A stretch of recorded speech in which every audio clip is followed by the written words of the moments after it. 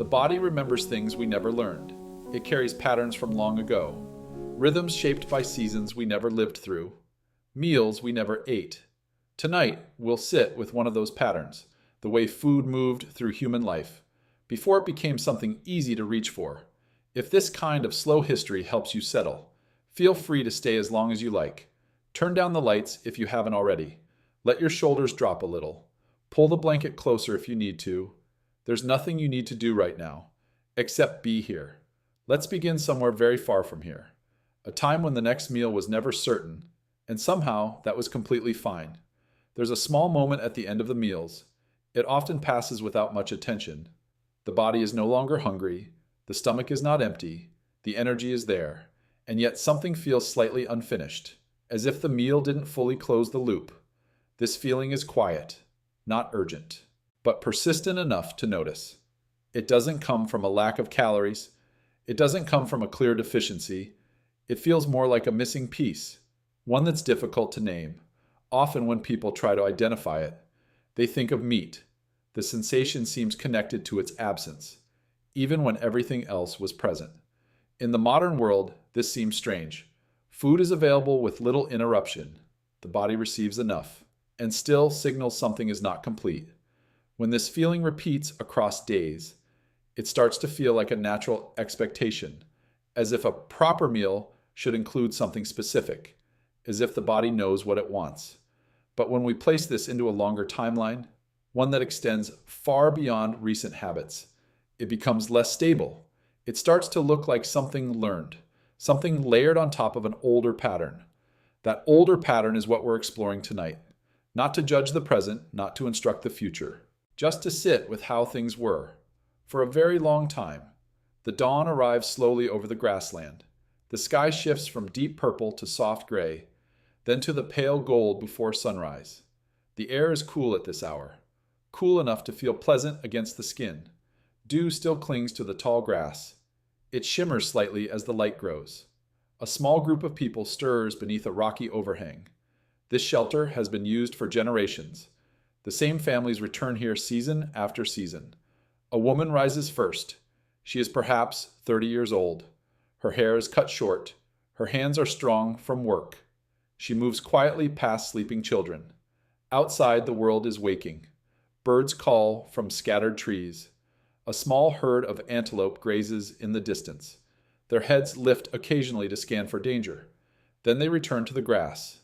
The woman watches them for a moment. Then she turns away. The antelope are not her concern this morning. She picks up a digging stick. It leans against the rock.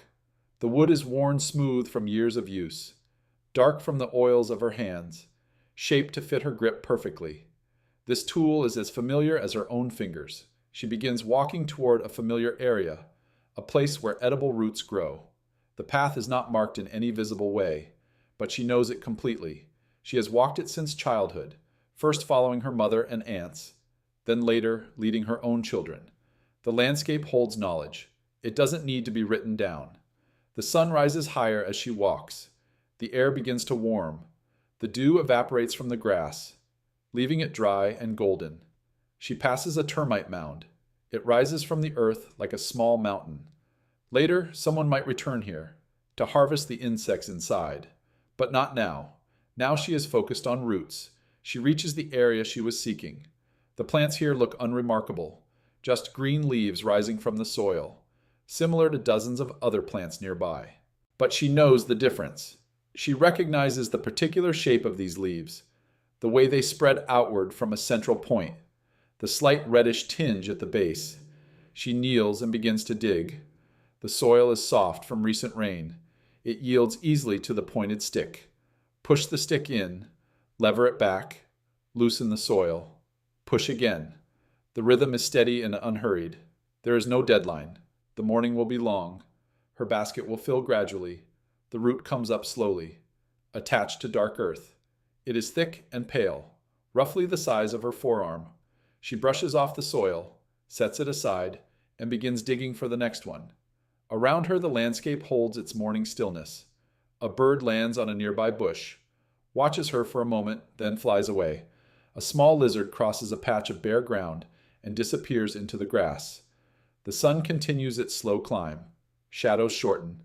The air grows warmer. This is how the morning passes, quietly, without event, without urgency, just the steady rhythm of digging, the gradual filling of the basket, the peaceful presence of a person, doing what people have always done, finding food, continuing, living. The gathering work spreads across the landscape. Other figures move at their own pace, each following their own knowledge, to their own familiar places. An older man walks slowly toward some trees. A particular seed-bearing grass grows there. He has been coming to this place for decades. He knows the seeds ripen at this time of year. The walk takes time.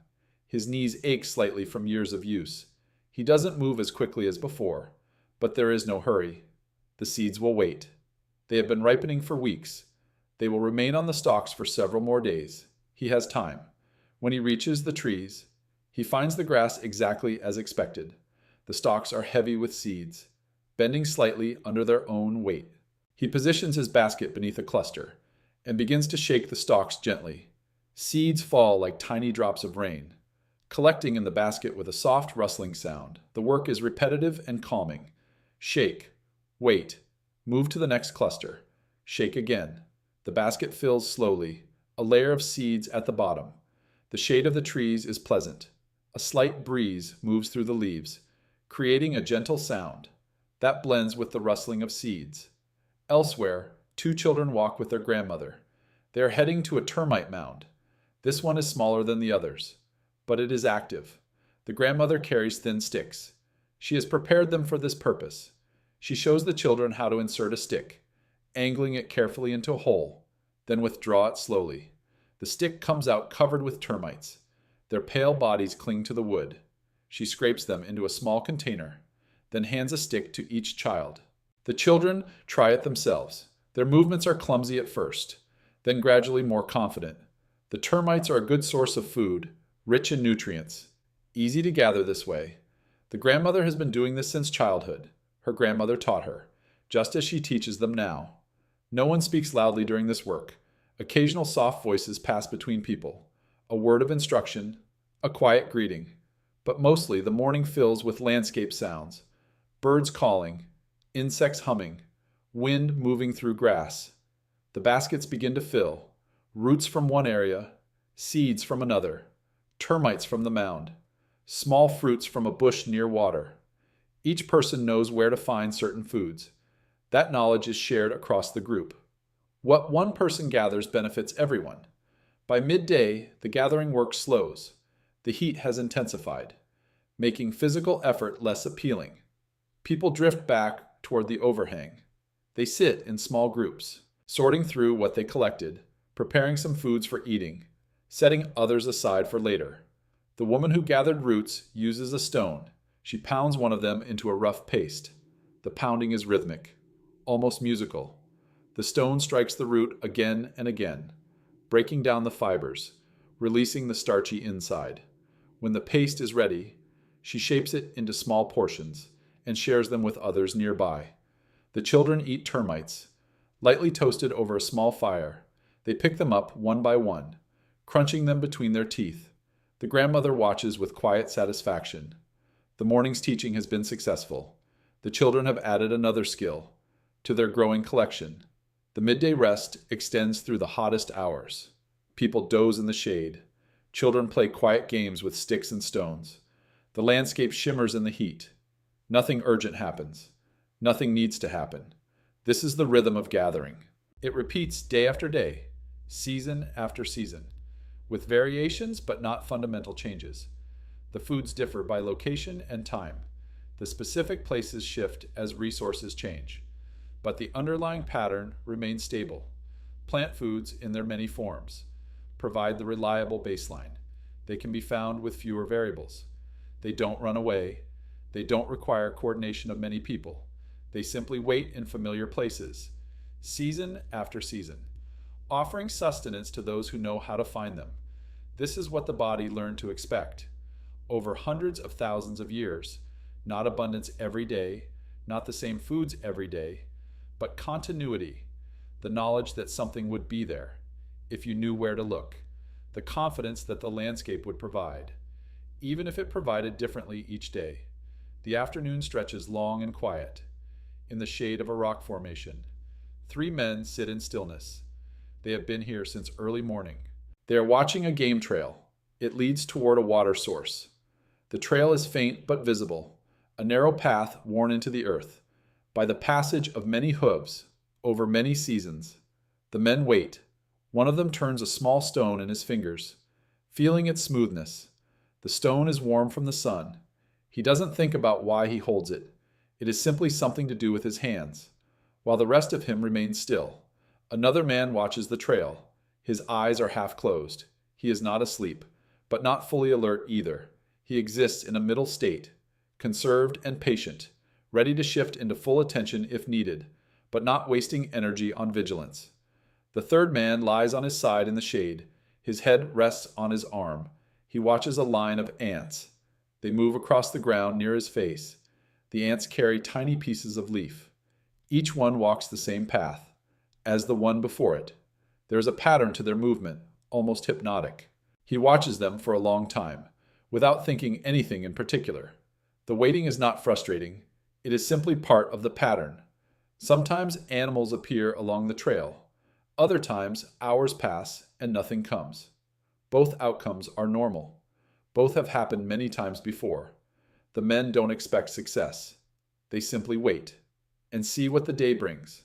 A lizard crosses a nearby rock and disappears into a crack. The movement catches one man's eye, but he doesn't react beyond noticing. The lizard is not what they're waiting for. The sun moves slowly across the sky. Shadows shift and lengthen. The heat begins to soften. The light becomes more golden. Still, the men wait. The stone continues to turn in one man's fingers. The ants continue their procession. The trail remains empty. This is the nature of hunting. In this world, it is not action and excitement. It is mostly waiting, watching, being present, without demanding that anything happen. The animals will come or they won't. The men cannot control this. They can only be here, ready, patient, accepting whatever the day offers. Hours pass. The men shift positions occasionally, stretch stiff muscles, take small sips of water from dried gourds. They don't speak. There is nothing to say. That would improve the situation. Words would only disturb the stillness. A bird circles overhead. Its shadow passes over the ground. A fleeting darkness that comes and goes. One man looks up, tracks the bird's movement, then looks away. The afternoon grows later. The light continues to change. The men have been waiting most of the day. Their bodies have settled into the waiting, like water settling into a container. There is no tension in them, no impatience. They have done this many times before. They will do it many times again, whether animals come today or not. The pattern will continue. Tomorrow there will be other opportunities, other trails to watch, other days of waiting. The hunt is not a single event. It is an ongoing relationship with the landscape and the animals that move through it, built on patience and presence and the willingness to accept uncertainty. Today, we don't see which outcome arrives. The men continue waiting as the scene fades. Perhaps something will come. Perhaps nothing will. Either way, they will return to camp as evening approaches, joining the others around the fire, eating whatever food has been gathered. The waiting is the point. The patience is the skill. And the body that learned this patience carries it forward still, even into a world where waiting has become rare. The human body that developed across these stretches of time was not shaped by abundance. It was shaped by variation, by seasons that shifted, by landscapes that offered different things, by the uncertainty of what each day would bring. This created a particular kind of intelligence within the body itself. Not the thinking intelligence of the mind, but a deeper, older intelligence, an ability to adjust, to continue, to function well across different circumstances, without requiring any single circumstance to repeat. The human digestive system reflects this. It evolved to handle many different foods, teeth suited for different textures, from soft fruits to tough roots, to occasional meat, a gut capable of processing both plants and animals, extracting nutrients from whatever arrived, enzymatic systems that could shift their activity, depending on what was eaten. When more starch arrived, more starch-breaking enzymes became active. When more protein arrived, the systems adjusted accordingly. The body didn't depend on the same thing every day. It expected variation and prepared for it. This flexibility was not a limitation. It was a profound strength. A body that required one specific food daily would be at a disadvantage. It would depend on stability. That simply didn't exist across most of human history. Instead, the body developed around the ability to bridge gaps, to store energy when food was abundant, to release it slowly when food was scarce, to continue functioning through periods when certain types of food weren't available, to remain stable, even when the external world was anything but stable. This is still present in the body today. The same systems developed over hundreds of thousands of years continue to operate. Even though conditions have changed dramatically, the body you're resting in right now still carries this capacity. It still knows how to adjust, how to wait, how to continue through variation. The body holds things. It stores what arrives abundantly and releases it slowly when nothing new comes. A good meal from 3 days ago is still present in some form. Energy sitting quietly in tissue. Minerals resting in bone. Fats waiting for the moment they might be needed. There is no urgency built into this system. It doesn't panic when the same food doesn't appear. It simply adjusts, drawing on what has been stored, shifting its processes to match what's available. This is how the body learned to live, across a very long time, when meals didn't arrive on schedule, and no one expected them to. The presence of meat when available was valuable. It provided concentrated energy and nutrients. It was worth pursuing, worth celebrating when the hunt succeeded. But its value didn't make it necessary every day. The body could benefit greatly when it appeared, while also functioning well, during the many days when it didn't. This distinction is subtle but important. A food can be significant without being constant. A resource can be valuable without being necessary at every meal. The body's flexibility allows for this. It doesn't create a strict demand for any single item. It creates a broad capacity to work with whatever arrives. If you're still awake and following along, you might notice the story has been moving slowly, through time and ideas, without building toward anything in particular. This is intentional. The pace mirrors the pattern we're describing, a rhythm of variation and continuity, a way of being that doesn't require dramatic events to feel complete. The body we've been talking about, the one that learned to wait and adjust, and continue through variation, is the same body you're resting in right now. It knows how to settle. It knows how to let go of the day. You can let it do that work, while the words continue quietly in the background. There's nothing you need to remember from this, nothing you need to do with the information. It is simply here, like the landscape we've been describing. Present, unhurried, waiting to be noticed or not, depending on where your attention wants to go. Evening arrives over the early human camp. The light shifts from bright afternoon gold to the softer tones of late day. Shadows lengthen. The air begins to cool. A fire burns in a cleared area near the overhang. The fire has been maintained since morning, fed with dry wood from the surrounding area. It burns low now. The flames are small but steady. The coals beneath glow with deep heat. People gather around the fire. In a loose circle, they settle onto the ground. Some sit cross-legged. Others lean against rocks or each other. Children find places near their mothers. The elderly claim spots closest to the warmth. Today the hunters returned with meat. It doesn't happen every day, but today it happened. A successful pursuit, a clean result, a carrying of the animal back to camp. Now the meat is being prepared over the fire. The smell fills the air, rich and savory. The aroma of fat dripping onto coals, sizzling gently. It is a smell that triggers something deep, a recognition, an anticipation. The people breathe it in without conscious thought, their bodies responding to the presence of food. The meat is divided carefully. This is not a casual distribution.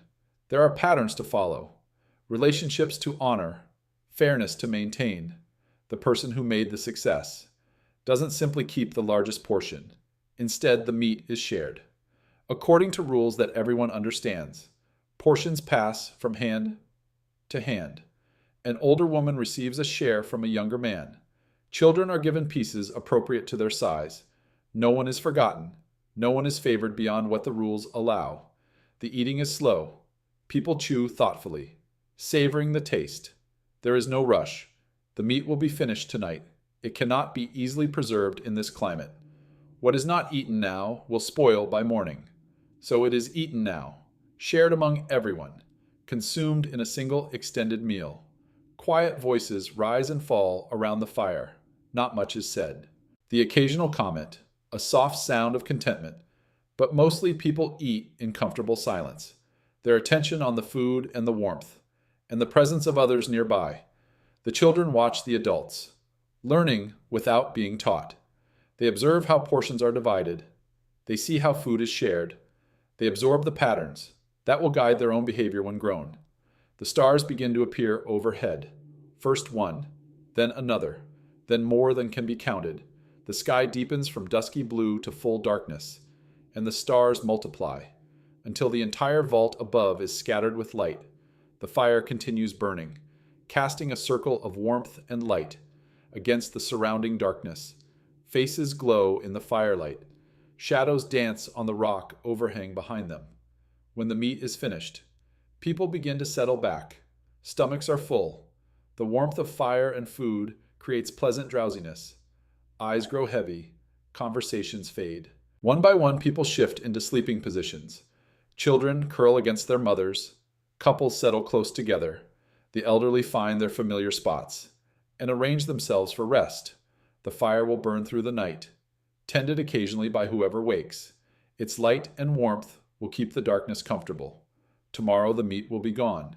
The rhythm will return to gathering, and that will be fine. The body doesn't expect the same meal every evening. It expects continuity. Food will be there tomorrow in some form. Maybe roots, maybe seeds, maybe fruits, maybe eventually meat again, but certainly something. The pattern holds. It has held for countless generations, and the body has learned to trust it, to rest peacefully, even when tomorrow's food is not yet determined, to sleep deeply, even without knowing exactly what morning will bring. The days that follow the shared meal are not days of deprivation. They are simply days. The meat is gone by the second morning, as expected. Life returns to its quieter rhythm. The woman who gathered roots before returns to the same area, or perhaps to a different area she knows equally well. The digging stick moves through the soil with the same patient rhythm. The basket fills gradually. The sun tracks across the sky. The children accompany their grandmother to another termite mound. Their technique has improved since last time. They insert the sticks with more confidence now, withdraw them more smoothly. The grandmother watches with satisfaction, occasionally correcting a mistake, mostly just observing. The older man returns to a different stand of trees, where another type of seed is ripening.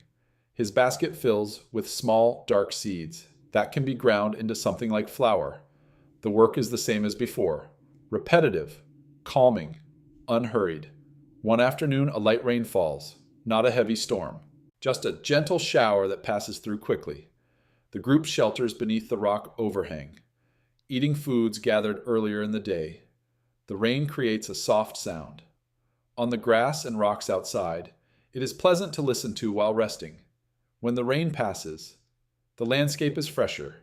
The air smells clean.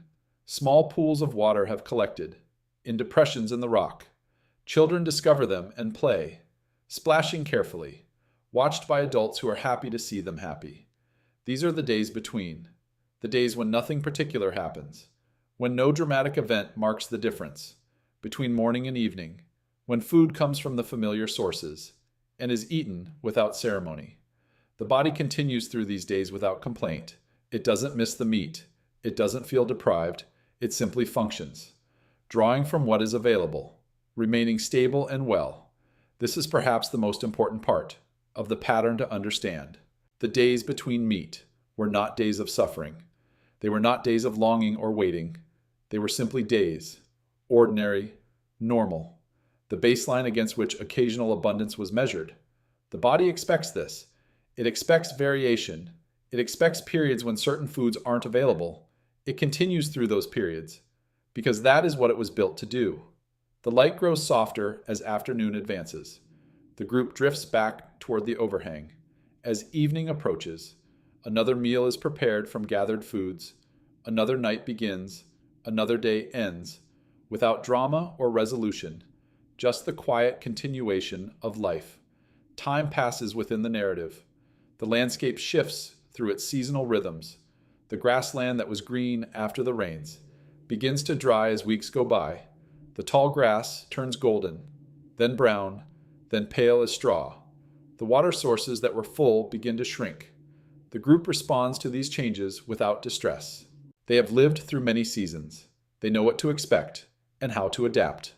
Some foods disappear as the dry season advances. The fruits that were abundant earlier are no longer available. Certain roots become harder to find, but other foods appear to take their place. Different plants become ready for harvest. Different areas become productive. A yellow fruit appears on bushes, near a dry stream bed. It appears only at this time of year, for a few weeks, then disappears until the next season. The women know exactly when to look for it, and where. They gather it in large quantities while it lasts, eating some fresh, and drying the rest for later. A particular grass sends up seed heads during the dry season, especially nutritious seeds. The older man adjusts his roots to include the areas where this grass grows. His basket fills with these seasonal seeds, adding variety to the daily diet. The animals in the landscape also shift. Some move away areas with more water. Others gather closely around remaining water sources, making hunting potentially more productive, but also more uncertain. The group's understanding of these patterns is deep and detailed. They know which foods appear when. They know how long each food will be available. They know how to adjust. As the seasons change, this knowledge is not written down anywhere. It exists in the bodies and minds of the people who carry it, passed from generation to generation, through observation, through participation, through the simple act of living together. In the same landscape, year after year, the body learns these rhythms too. It adjusts to the seasonal availability of different foods. It doesn't expect the same things all the time. It expects change. It expects cycles. It expects the landscape to offer different things at different times. And through all these changes, life continues. The group adapts. The body adapts. The pattern holds, not because it is rigid and unchanging, but because it is flexible enough to accommodate whatever the season brings. The dry season reaches its peak, then slowly begins to soften. Clouds gather on the horizon. The air becomes humid, and eventually the rains return, beginning the cycle again. The narrative pauses here for a moment, a breath between sections, a space for settling more deeply into rest. If your eyes are heavy, that is perfectly fine. If your thoughts have drifted away, that is also fine. The story will continue, and you can follow it or not, as you prefer. What we have seen so far is a pattern of life that stretched across hundreds of thousands of years, a pattern in which plant foods provided the baseline, gathered daily through patient repetitive work, a pattern in which meat appeared irregularly, when hunting succeeded, shared among the group, celebrated and consumed, then absent again until the next opportunity. The body that developed within this pattern did not require daily meat to thrive. It required continuity, the ongoing availability of food in some form, and the landscape provided that, not through predictable abundance, but through variation, that the body learned to navigate. This is the deeper structure. Beneath the question we started with, the feeling of something missing after a meal may not be an ancient biological signal. It may be something more recent, something layered on top of a much older pattern that worked quite differently. But we will continue exploring this slowly. There is no hurry. The night is long. The story will unfold at its own pace. For now, just rest. Let the words wash over you. Let the body do what it knows how to do. Settle. Release. Continue. The scene shifts forward in time now. Thousands of years pass, between one breath and the next. The grassland gives way to other landscapes. The small groups of gatherers and hunters are replaced by something different, We arrive at a small settlement, one of the first, a place where people have decided to stay instead of moving with the seasons, a place where the land has been shaped to provide. The settlement is small by later standards, perhaps 30 people, perhaps 40.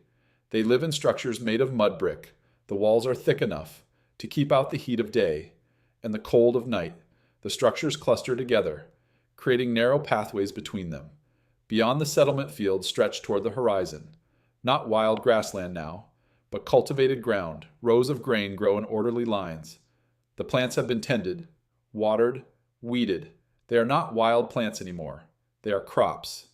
Domesticated animals occupy a simple enclosure. Near the settlement's edge, goats mostly, a few sheep. They shift and move within their pen. Their sounds form a background noise that the people have grown used to. The morning begins before dawn here, just as it did in the grassland. But the activities are different. A man rises from his sleeping mat and steps outside his house. The air is cool. The sky is beginning to lighten in the east. He walks to a storage room, attached to his house, and lifts the lid of a large clay vessel. Inside the vessel, grain fills the space, nearly to the top, dried and clean and ready for use. He runs his fingers through it, checking the quality, estimating how much remains. Enough for another week, maybe 2 if portions are careful. He replaces the lid and walks toward the animal enclosure. The goats lift their heads as he approaches, recognizing him, expecting something. He checks that the fence is secure. He looks over the animals, counting them, noting their condition. One of the goats is pregnant. He can see the swelling of her belly. She will give birth soon. That will mean milk eventually, and the possibility of another animal for the herd. He doesn't think of slaughter this morning. The animals are more valuable alive. They represent future possibilities, future offspring, future milk, future security. To take one now would end those possibilities for the sake of one meal.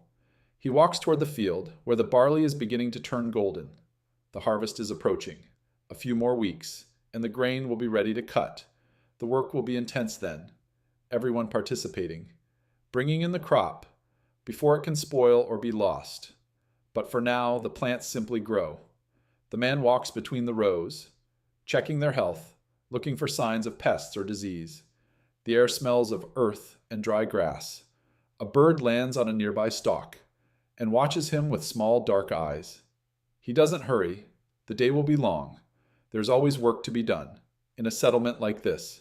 But the work moves at its own pace, dictated by the seasons and the crops and the animals, not by any clock or schedule. The sun rises higher.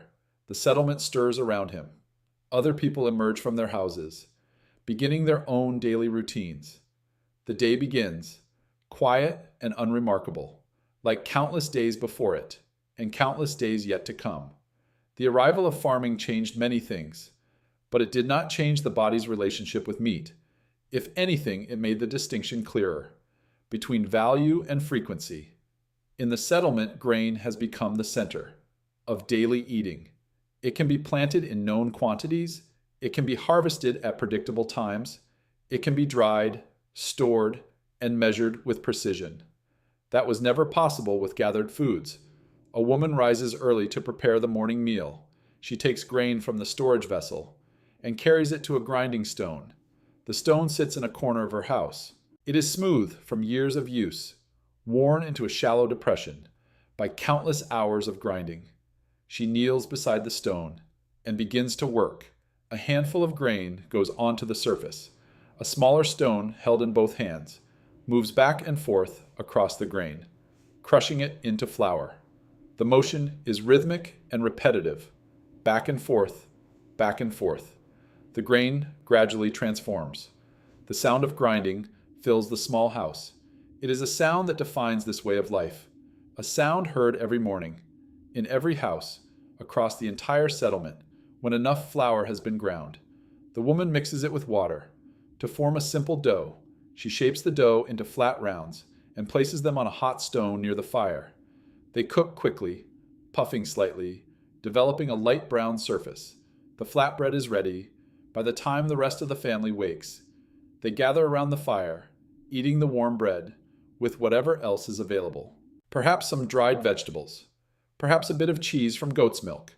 Perhaps nothing else at all. Just the bread. Eaten slowly, providing energy for the day ahead, this meal will repeat itself, with minor variations, every morning for years, decades, generations. The bread is the constant. The bread is the baseline. The bread is what holds daily life together. Meat appears in this world, but it appears differently than it did in the gathering life. It is not hunted in the same way. It is managed, controlled, planned. The animals in the enclosure are not simply food waiting to be consumed. They are living assets. Each one represents multiple forms of value that extend far beyond the meat it contains. A young boy sits on a rock outside the settlement, watching over a small herd of goats as they graze on the hillside. This is his job. He does it every day. The goats need to eat, and someone needs to make sure they don't wander too far or get taken by predators. The boy knows each goat individually. He has names for them, names that would mean nothing to an outsider. He knows their personalities, which ones are docile, which ones are prone to wandering, which ones will follow the others, and which ones need closer watching. He doesn't think of these animals as future meals. He thinks of them as his charges, his responsibility, creatures that depend on him for protection and care. The adults think about the animals differently, but not in the way you might assume. They don't look at the herd and see a stockpile of meat waiting to be used. They see a system, a flow of resources. That must be managed carefully over time. The pregnant goat will give birth. The kid will grow. Eventually that kid might be taken, if conditions are right, if the herd is large enough, if other food sources are secure, if there is an occasion that warrants it. But the decision has weight. Ending an animal ends all its future potential. A goat taken today will never give birth again, will never produce more milk, will never provide more wool. The meat from that one goat must be weighed against everything else the goat could have provided over its lifetime. This calculation shapes how often meat appears. In many cases, the answer is not often, not daily, not even weekly. The animals are too valuable as living resources to be consumed casually. Instead, the daily rhythm remains centered on grain, on bread, on the crops that can be grown, harvested, stored, and repeated endlessly without depleting the source. A seasonal celebration arrives in the village. The timing is tied to the agricultural calendar. The harvest has been completed. The grain is safely stored. The hardest work of the year is finished. There is time now for gathering and rest. A pig that has been fattened through the previous months is selected. The decision has been made carefully. There are enough pigs. The herd is healthy. One can be spared for this occasion. The preparation happens in the morning, away from the main gathering areas. The meat is prepared over the course of hours. Wood is gathered for fires. Vegetables are cleaned and cut. Other foods are brought out from storage. The entire settlement participates, each person contributing according to their role.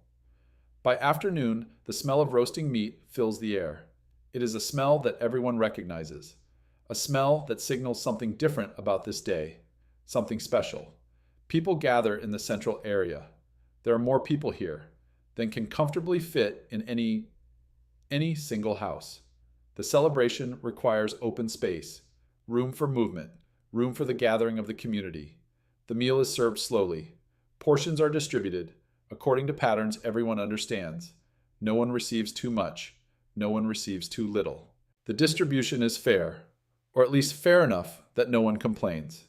The eating is accompanied by conversation, by laughter, by the presence of people who don't always have time to simply sit together. The children run between the adults, excited by the unusual energy of the day.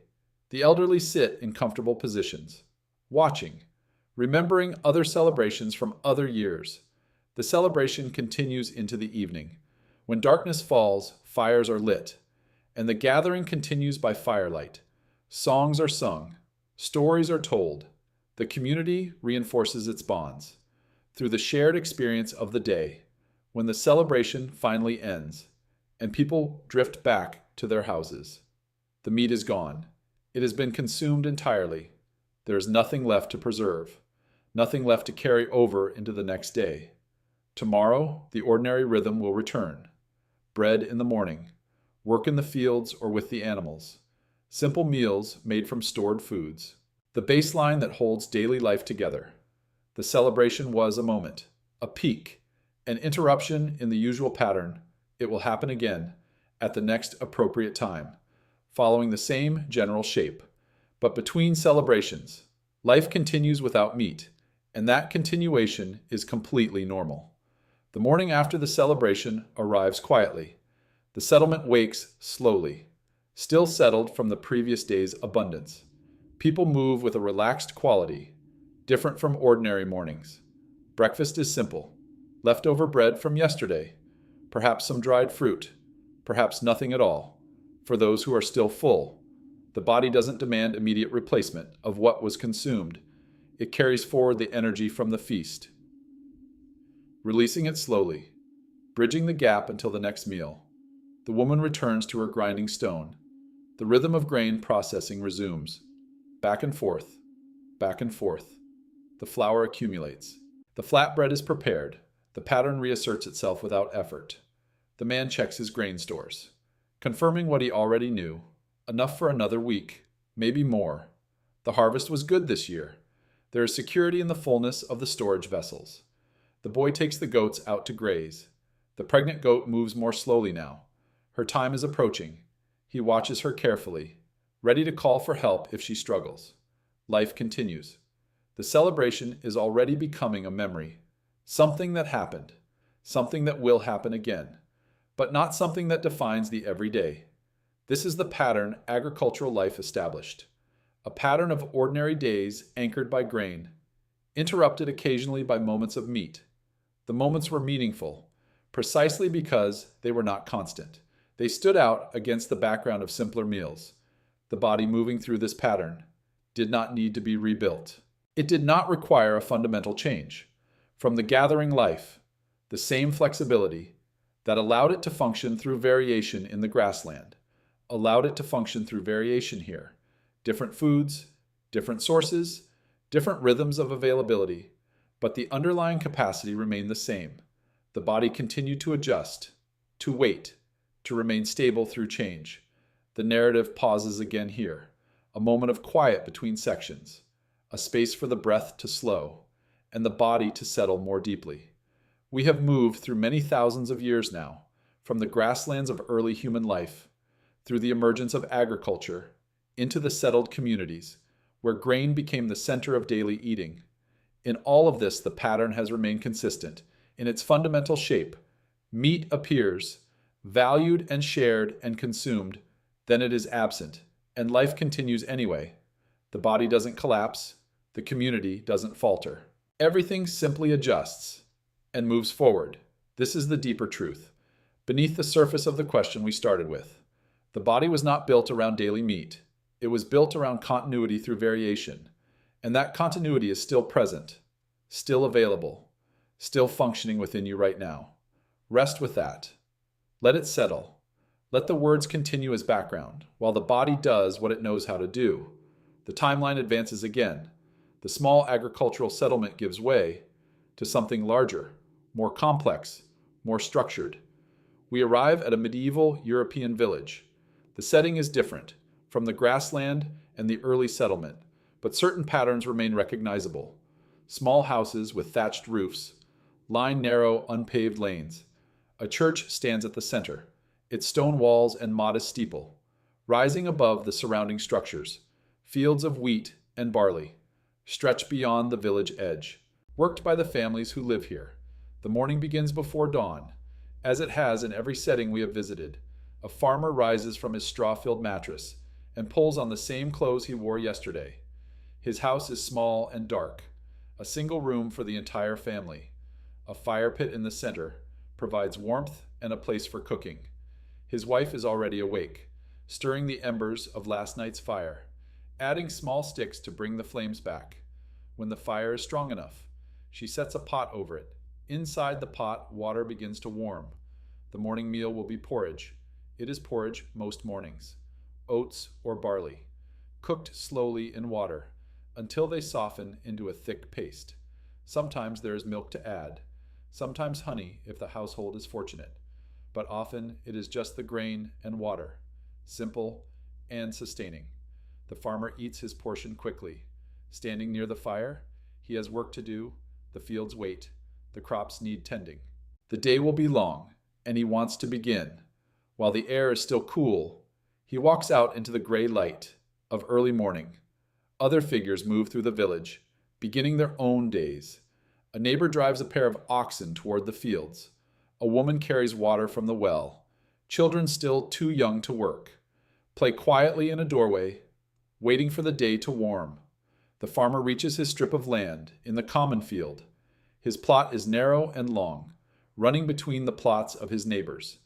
This is how the field has been divided. For generations, each family working their own strip, all of them sharing the larger landscape.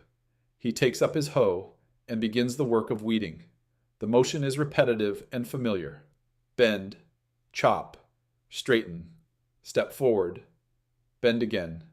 The weeds come up easily in the soft soil. The crop plants remain, their roots undisturbed. The sun rises higher as he works. The air warms. Sweat begins to gather on his forehead. He pauses occasionally to drink from a leather flask, then returns to the work. There is no hurry, but there is no stopping either. The work must be done, and he is the one to do it. By midday, he has finished the section he planned to complete. He rests in the shade of a tree, at the field's edge, eating a piece of bread that his wife packed for him. The bread is dark and dense, made from coarse flour that still contains bits of bran. It is not the light white bread that wealthy people eat, but it is filling, and it is what he has. The afternoon continues the work of the morning. Different tasks, perhaps, checking the condition of the crops, repairing a section of fence, clearing stones from a pathway, the endless small jobs that keep a farm functioning. When evening approaches, he walks back to the village. Smoke rises from the chimneys. The smell of cooking food drifts through the lanes. Another day ending, another meal being prepared. His wife has made a stew, from vegetables and legumes, onions and cabbage and dried peas, cooked together until everything is soft. A piece of bread accompanies the stew. This is dinner. This is what they eat most evenings, with small variations, depending on what is available. The family sits together around the fire. The children are tired from their own activities. The conversation is quiet. The food is eaten slowly, savored, not rushed. When the meal is finished, they settle into rest. The children fall asleep quickly. The farmer and his wife talk softly for a while, reviewing the day, planning for tomorrow. Then they too fall asleep, their bodies tired from the work, their stomachs full enough to allow for peaceful rest. This is daily life in the medieval village. Bread in the morning, bread and perhaps stew in the evening, grain in all its forms, ground and baked and cooked, forming the center of every meal. Meat appears here too. But it follows a pattern we would now recognize. It is not daily. It is not even weekly for most families. It appears at festivals, at celebrations, at particular times of year, when custom or necessity makes it appropriate. The peasant family keeps a pig. They have fed it scraps throughout the year, fattening it slowly. In autumn, when the weather grows cold and the harvest is complete, the pig will be taken. The meat will be salted and preserved, providing portions that stretch through winter. But those portions are small, stretched thin, across many meals, many mouths, many weeks.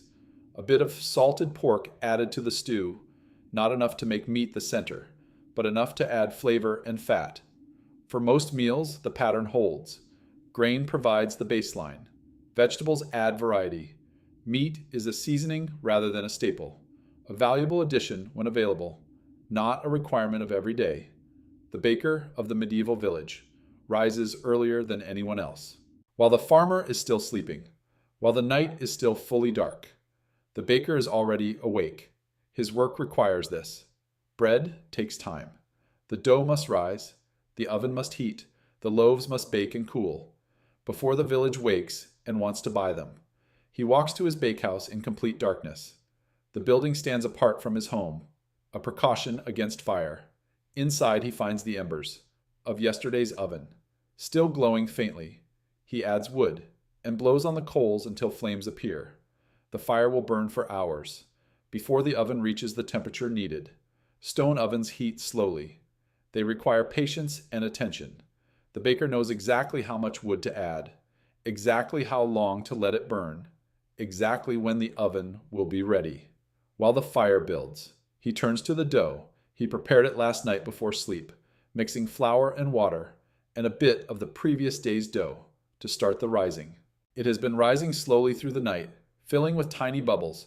That will make the bread light. He punches the dough down, feeling its texture with experienced hands. The dough is elastic and alive. Responding to his touch, he divides it into portions, shapes each portion into a round loaf, and sets them aside for a second rising. The work is repetitive and familiar. He has done it every morning for years. His father did it before him. His son will do it after him.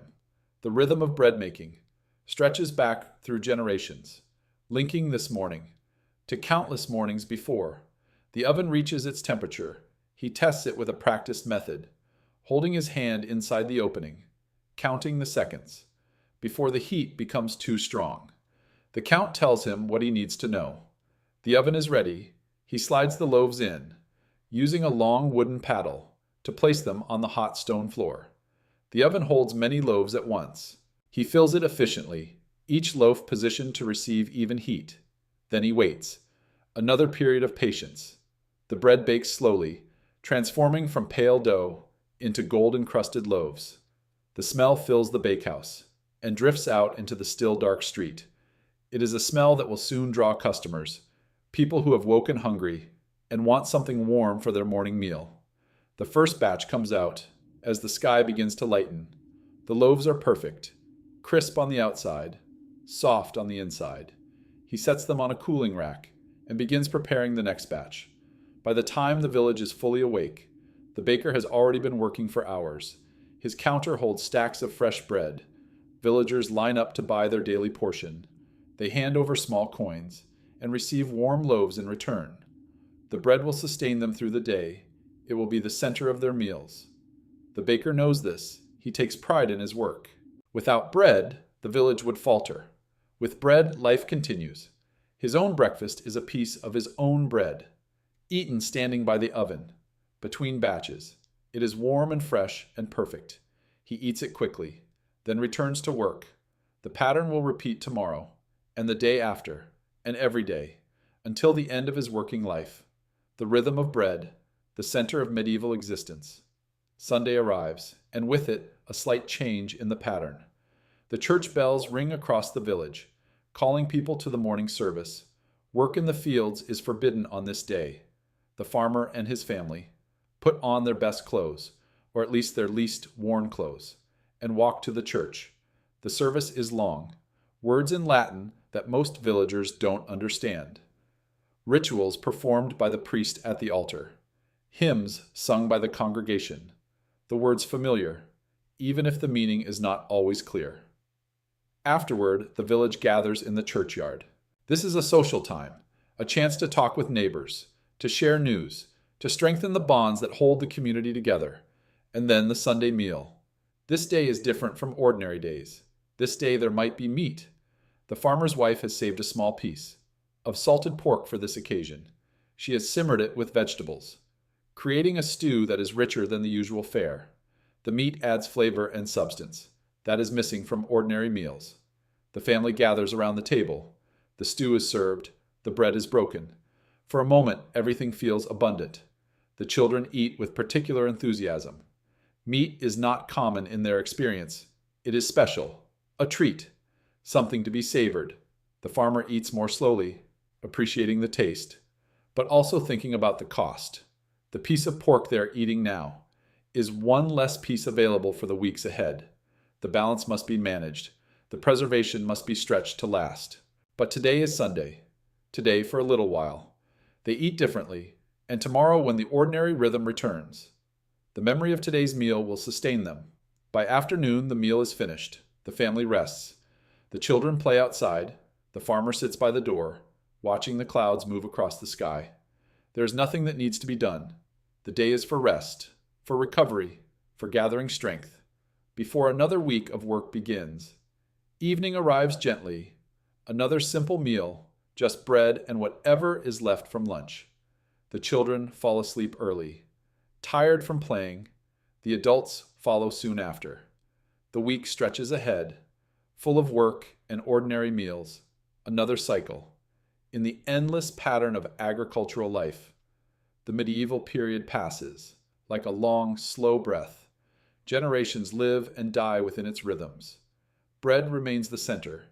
Meat remains the occasional punctuation. The body continues to do what it has always done, adjusting, waiting, remaining stable through variation. When we look back across all this history, from the grasslands to the early settlements to the medieval villages, a pattern becomes visible that might otherwise be easy to miss. The human story was not moving toward daily meat as an inevitable destination. It was moving through different food systems, each with its own constraints, and in many of those systems, plant foods formed the regular ground, while meat remained a valued, but less constant presence. This is not a failure of those systems. It is not a sign that people were deprived, or suffering, or waiting for something better.